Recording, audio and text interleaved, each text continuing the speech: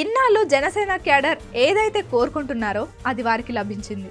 Megastar జనసేనకు ఆర్థికంగా, నైతికంగా బలమైన అండగా నిలబడ్డారు.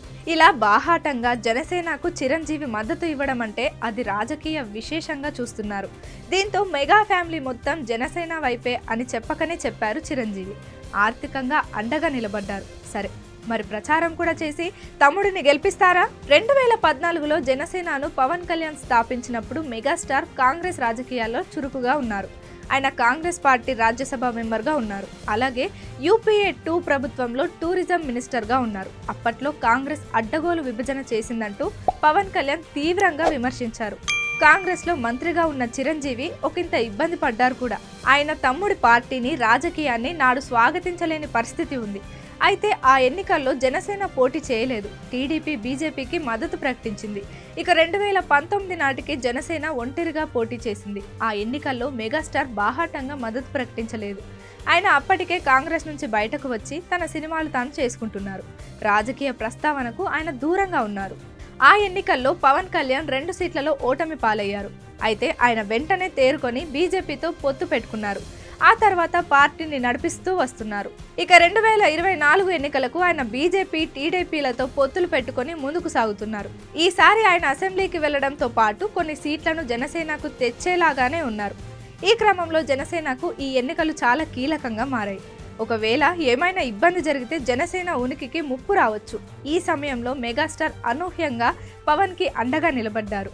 ఆయన జనసేన వైపే ఉన్నాను అని చెప్పకనే చెప్పేశారు. నిజానికి ఆయన ఈ మాట ఎప్పుడో చెప్పారు. తన ఆశీస్సులు తమ్ముడికే అని కూడా చెప్పారు.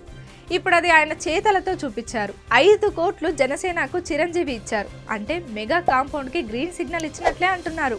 మెగా హీరోలు 1/2 డజన్ మంది దాకా ఉన్నారు. వారంతా ఇప్పుడు విరాళాలు ఇవ్వనున్నారని అంటున్నారు. అంతేకాదు, మెగా హీరోలు టాప్ లెవెల్లో ఉన్న అల్లు అర్జున్ నుంచి, రామ్ చరణ్ నుంచి మొదలు పెడితే వరుణ్ తేజ్, సాయి తేజ్ వంటి హీరోలు పవన్ కి అండగా ప్రచారంలోకి దూకే అవకాశాలుంటాయని అంటున్నారు. పిఠాపురం నుంచి పవన్ పోటీ చేస్తున్నారు. ఆయనతో పాటుగా మెగా హీరోలు రంగంలోకి దిగితే జనసేనకు కొత్త ఊపు వస్తుందని అంటున్నారు. టీడీపీ కూటమికి అది బలంగా ఉంటుందని చెప్తున్నారు. ఇప్పటిదాకా అయితే కూటమి ప్రచారంలో కొంత వెనకబడింది అన్న చర్చ సాగుతుంది. ఏపీలో రాజకీయం అయితే కూటమి దిశగా అనుకూలం కావాలంటే రానున్న 3 వారాలు కీలకంగా ఉండబోతున్నాయి. కేంద్ర మాజీ మంత్రిగా 10 ఏళ్ల పాటు రాజకీయాల్లో ఉన్న మెగాస్టార్ చిరంజీవి పవన్, నాగబాబులతో ప్రత్యేకంగా కొంతసేపు మాట్లాడారు. ఈ సందర్భంగా ఆయన రాజకీయ సీనియర్గా కొన్ని సలహాలు ఇచ్చారని అంటున్నారు. అలాగే ఆయన జనసేనలో ఏ పాత్ర పోషిస్తారు అన్నది చాలా మందిలో ఆసక్తిగా ఉంది. అయితే చిరంజీవి మాత్రం రాజకీయాల్లోకి మళ్ళీ రారు, ప్రచారం కూడా చేయరని కొంతమంది మాట.